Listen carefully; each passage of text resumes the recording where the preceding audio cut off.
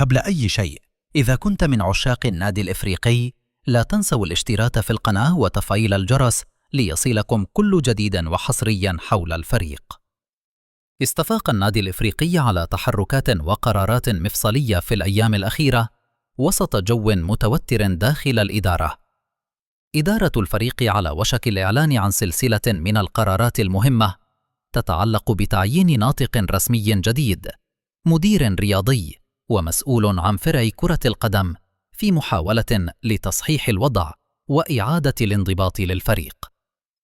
في الوقت نفسه علمنا أن فيرجي شامبرز قرر الابتعاد مؤقتاً وعدم تقديم الدعم المالي حالياً، خطوة أثارت استياء بعض كبار المسؤولين داخل النادي الذين أكدوا لموقعنا حصرياً أن النادي الإفريقي ليس لعبة بأيدي أي طرف، وأن أي محاولة ابتزاز أو ضغط لن تمر على هذا النادي العريق. على صعيد اللاعبين، يبدو أن هناك أخباراً سارة قادمة، حيث اقترب موعد تأهيل الدولي الليبي أسامة الشرامي الذي سيشارك قريباً مع المنتخب الليبي إلى جانب فهد المسماري وعلي يوسف بعد تحركات من الفيفا ومدرب المنتخب.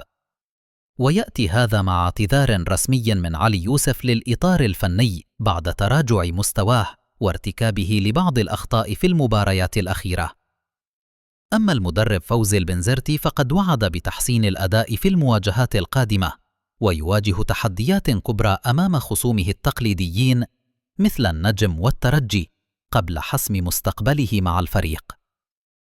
الجميع الآن يترقب ما ستسفر عنه هذه القرارات، وهل ستعيد للفريق هيبته ومكانته في البطولة، أم أن الأمور ستظل في حالة توتر وانتظار؟ في التعليقات اكتبوا لنا، هل تعتقدون أن هذه التحركات كافية لإنقاذ النادي الإفريقي؟ ومن هو المدرب الأنسب لقيادة الفريق في المرحلة القادمة؟